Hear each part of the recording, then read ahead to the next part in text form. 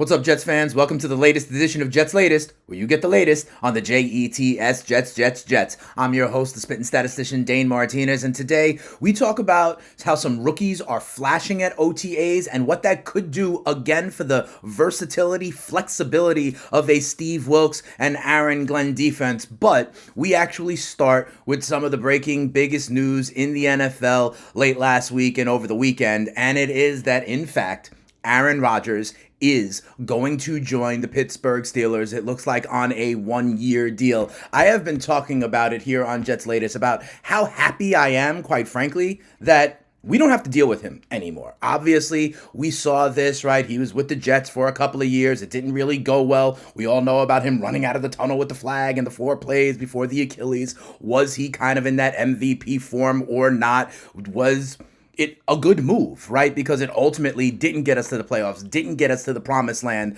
like it did with guys like Tom Brady or Matthew Stafford or Peyton Manning in the past. And to be quite honest, we see all the drama that comes around Aaron Rodgers, right? We see him going to the shaman, doing the ayahuasca, taking the trips to Egypt, literally holding the Pittsburgh Steelers, in essence, in my opinion, hostage until what? The beginning of June, when they didn't know what to do during the draft. Imagine if you're Mason Rudolph right now, who is going to be but maybe the starter there. Imagine if you're Kirk Cousins, who is also rumored to be maybe moved to Pittsburgh if it wasn't Aaron Rodgers. To be honest, I am glad that the circus, that the drama is not here in New York and has gone elsewhere in the AFC. And I just want to compare this, right? So Aaron Rodgers joins right before mandatory minicamp.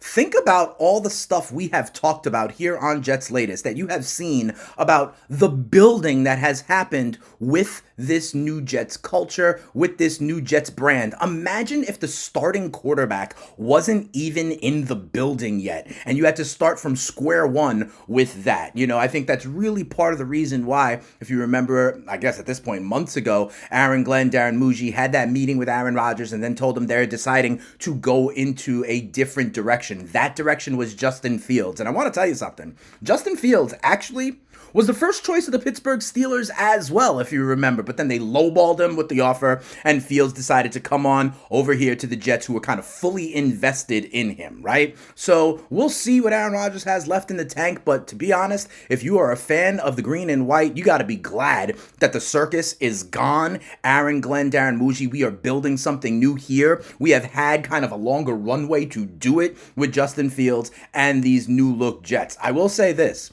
The NFL schedule makers were right, and all of a sudden, week 1, the Pittsburgh Steelers come to MetLife to see the New York Jets. Get your popcorn ready, is all I've got to say. It is the first time in NFL history that a matchup of teams in week 1 will have 2 quarterbacks who, in essence, have swapped teams. So it will be a Justin Fields and an Aaron Rodgers revenge game. I'm sure there will be plenty of talk about that. But that's the Steelers' problem, right? There is one area, however, where Rodgers going to Pittsburgh can impact our current Jets roster and the 2025 New York Jets. And that's wide receiver Allen Lazard. There are now reports out there that Allen Lazard could be on the trade block to go to Pittsburgh and join Aaron Rodgers with the Steelers.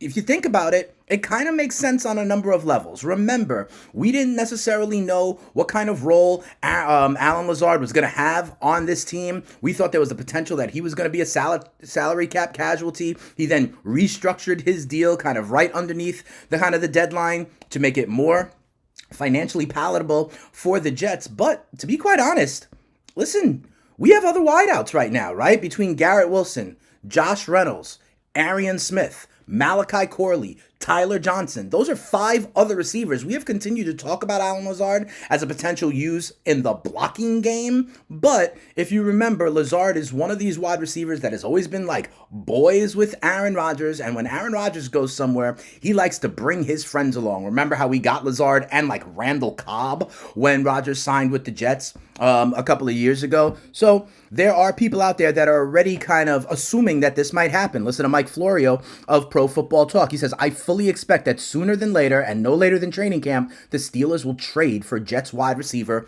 Allen Lazard. Remember, Lazard played with Rodgers since 2018 to 2022 with the Packers, and then the 2 years here with the Jets. Lazard had his best year in 2022, 60 grabs, 788 yards, and 6 touchdowns, and that he parlayed into a nice free agent contract, 4 years, $44 million with the Jets, and we thought that was kind of part of the package deal, right? Trying to allure Aaron Rodgers here as well. The other part of it is, if you remember a little while ago, the Steelers traded away George Pickens, who was last year their number one wide receiver. They had brought in DK Metcalf, right? But now when they move Pickens, that kind of creates a vacancy for the wide receiver 2 there in Pittsburgh. And if you're Aaron Rodgers, you're trying to win now. You're trying to have all the weapons you can. So there's a lot of people that are starting to connect the dots there between Allen Lazard maybe going to Pittsburgh. And listen, I think Allen Lazard has some utility as a blocking kind of wide receiver, as a red zone kind of wide receiver for the Jets. But as I mentioned, we are moving forward, and we are doing so with a number of wideouts. G5, Reynolds,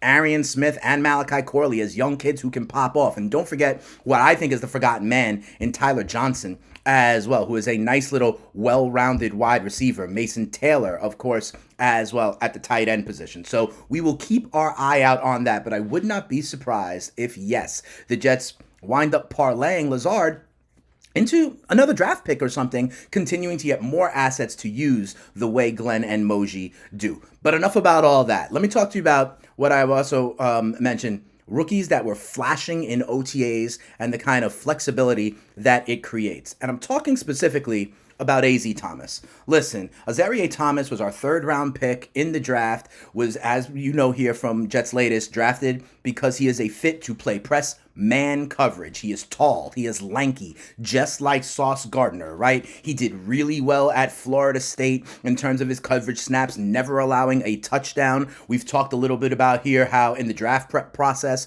Muji really liked that. He showed character, he showed resiliency in what was a tough year at Florida State. And if you remember, I think he is a scheme style fit. All right, because like I've said, Aaron Glenn played man coverage with the Detroit Lions last year over 60% of the time, and that was the highest rate in the NFL. And boy, has Thomas looked good in minicamp, in OTAs. He is really looking like he is flashing, like maybe sooner rather than later, he could actually be the starting cornerback opposite Sauce Gardner, okay? And what does that mean? Because we brought in Brandon Stephens in free agency as well.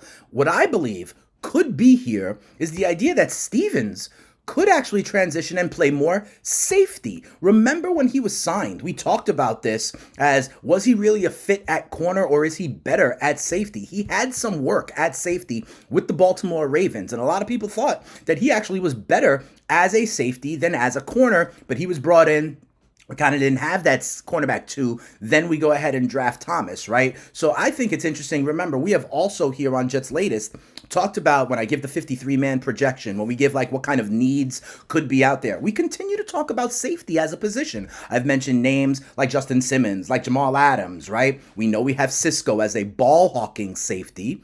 Could Stephens be that other safety there and be brought in to kind of do that? Again, the versatility and intentionality of what Glenn and Muji and Steve Wilks are doing on defense. And if you look at it, Stephens is actually known to have better zone coverage instincts as a safety over kind of being able to be a press man kind of coverage. There are pieces on tape where he's been cooked as a press man coverage.